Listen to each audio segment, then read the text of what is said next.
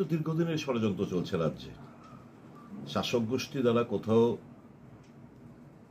হিন্দু মুসলমান, কোথাও পাহাড়ি বাঙালি, এরা তো এটাই চাইছে।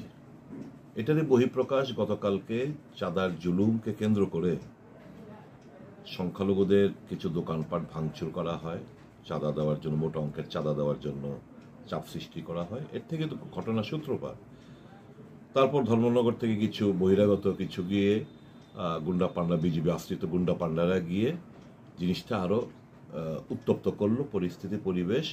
এরপর থেকেই তো একটা মানে রক্তক্ষয়ী সংঘর্ষ আমরা দেখলাম, যেখানে পুলিশের গুলিতে মারা যায়। এখন তো লাশ দিতে অস্বীকার করছে।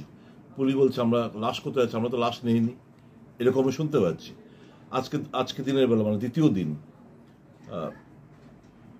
পুলিশের সামনে দোকানপাট তালা ভেঙে দোকানপাট লুট করে নিচ্ছে।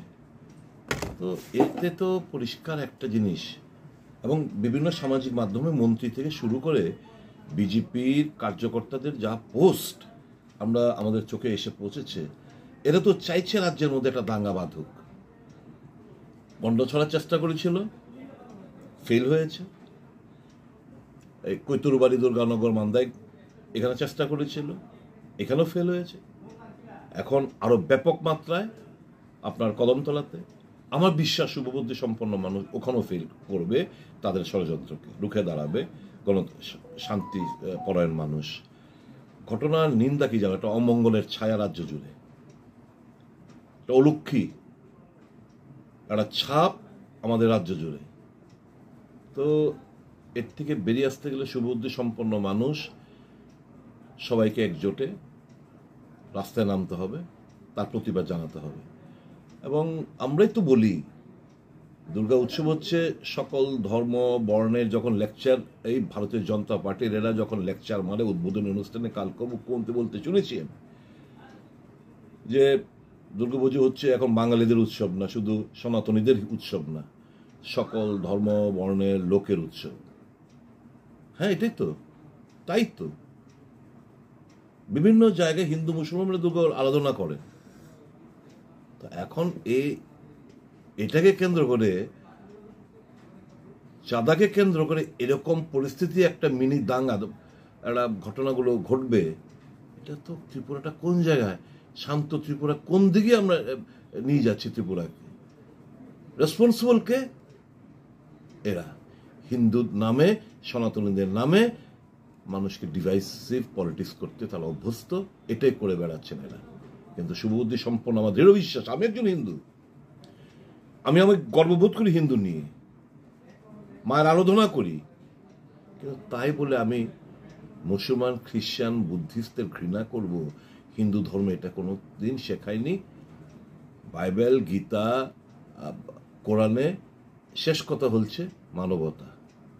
মানুষ মানুষকে ভালোবাসবে, সবাই মিলেমিশে থাকবো শান্তিতে, সৌভ্রাতৃত্বে আমরা বাধিত থাকবো, এটাই তো আমরা শিখেছি। এই জিনিসটা এরা হতে চাইছে না রাজনৈতিক লাভালাভের জন্য। আমি অনুরোধ করব বিজেপির কার্যকর্তাদের নেতৃত্বে, এর থেকে আপনারা দূরে থাকুন, মানুষকে ভালোবাসেন, তাহলেই মঙ্গলময়ী মা আমাদের আশীর্বাদ করবেন, আমাদের রাজ্যকে আশীর্বাদ করবেন, সকল অংশের মানুষ খুশিতে থাকতে পারবে, শান্তিতে থাকতে পারবে। আরেকটা বিষয় যে দেখুন, পুলিশ তো প্রথম থেকে নতজান, পুলিশকে স্বাধীনভাবে কাজ করতে দেয় না।